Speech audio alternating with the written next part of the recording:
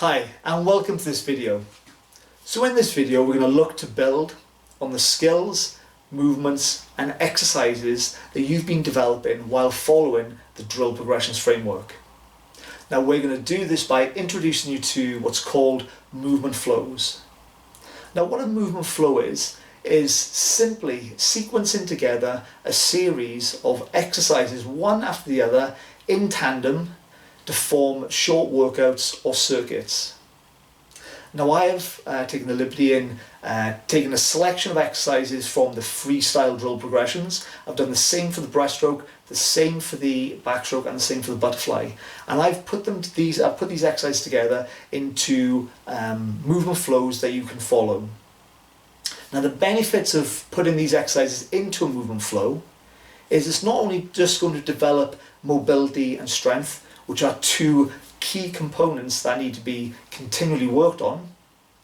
But while performing a movement flow, there's also a greater demand on the trunk or the core, which as it gets stronger will help with aquatic posture and which feeds into all the strokes. But there's also a greater demand on your heart rate and your respiratory rate as well, so you'll find that they will increase. This will in turn develop or work towards developing your aerobic capacity. Now when you perform a movement flow, it's not just a case of moving from one stretch or pose into the next without any thought. When you perform a movement flow, you need to move with deliberate intent. So you should be moving slowly and with control and demonstrating strength from one position to the next. And when you see the demonstrations within this video, you'll see that. Now one thing I need you thinking about as well is as you're moving into the positions, I want you thinking about, as gently as possible, placing your hands and feet down on the ground. Again, that's going to be a way of demonstrating or expressing strength and control through the movement. Now, this is not an instructional video for how to perform all the exercises. If you need any instruction with the individual exercises, you'll be able to find these, and I'll encourage you to look back through the drill progressions where you'll be able to find all the exercises that will be covered during these movement flows. However, with that said, there are a number of transition movements. So movements that will help you to get from one position or stretch into another position. Now these transition movements are key in forming the movement flow. Just like within each position, I'm asking you to demonstrate control and strength. As you transition from one pose to the next, you have to do it in exactly the same way. So there are a few key positions that we'll come across during these videos. One will be what's called the spinal roll, and that is a standing position that will take you from standing to either just being bent forward or hinged over, or it will take you all the way down to the ground into a kneeling position. There will also be another key position which will take you from being on all fours and will transition you through into a low lunge position, which will be a starting point to bring you back upright. An example of that would be going from a downward dog and moving through into a low lunge, a lizard pose or a Spider-Man position. Now, the skill of performing these transition movements is in the small details. And as an example, when performing the spinal roll, you'll notice in the video, if you look carefully, you'll see me performing the spinal roll by, first of all, initiating the movement by tucking the chin into my chest. And what the intention is during the spinal roll is to uncurl the spine, one vertebrae at a time, moving all the way down. You can almost visualize this as imagine it's like a zip, and I'm undoing the zip, and each catch which is undoing, that is my vertebrae undoing as I'm curling down. Now the importance behind performing the transition movements like this will help at improving not only your aquatic posture within your strokes, but will be key in helping to improve your movement during your underwater phases.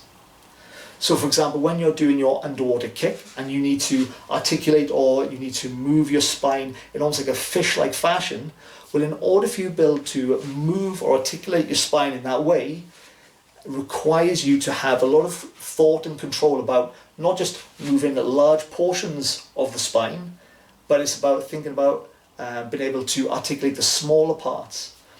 So you'll notice while I demonstrate the transition movements that I'm always trying to curve my spine, or I'm trying to articulate my spine through the movement. Now it's those small details that I'd like you to pay attention to. Now for the movement flow that you're going to follow in this video, there are just some considerations or some guidelines that I'd like to put in place before you follow the flow. Now I've got a selection of exercises at the varying levels from level 1 through to level 12 within the drill progressions. If I'm demonstrating a movement which is at level 12 and you're not yet comfortably completing that movement, then you can find a regression for that movement within the levels. So for example, if I'm demonstrating a revolved downward dog, which is a downward dog with a twist, and which is quite an advanced movement and it's in level 12 and a couple of the strokes, if I'm demonstrating that movement and you're not able to complete it, then follow one of the lower progressions. So that would be, as an example, just a simple downward dog or a downward dog with knees bent, and that would take you all the way down to maybe 2s and level 3s. So that's your first consideration. The second consideration is, within the flows, you'll see me performing press-ups as part of the transition movements. Now, if you can't perform a perfect press-up, then what I'd like you doing for the flows is, when I'm performing a press-up from the floor, I'd like you to perform a kneeling press-up. And if you're unable to perform a kneeling press-up, I simply just want you to press your hips back towards your heels, and then you're going to take your hips up into the downward dog position, or whatever the position is that I sequence the press up with. Now the key thing, or the reason why I'm asking you to do that, guys, is I don't want to see anyone snaking from the floor with their arching their lower back. And I also don't want to see anyone bringing their elbows out to the sides. Keep those elbows nice and tight. Just a few other little considerations for you as well. Now within this video, you can either follow the demonstration or you can follow the video to the T, so the duration of which I'm holding the poses. If, however, you feel you can extend the duration of which you're holding the poses and you want to take make the session a little bit longer, that is perfectly fine. If, however, you feel it's a little bit too challenging and you'd like to hold the poses for a little bit less time, that is also fine. What I don't want you doing is overreaching or pushing yourself beyond your limits within these sessions. You have plenty of time of which to develop the strength and the mobility required to perform these movements. You'll also notice that during the movement flow that I'm demonstrating, I don't actually take any rest. Now that doesn't mean to say that you have to do the same thing. If you want to move through the movement flow just as I do without any rest, that's perfectly fine. If you want to rest every 30 seconds, that is also fine. I want you to make sure that you are working within your limits. Okay guys, so that's enough from me. I want you to get into the movement flow now and enjoy it.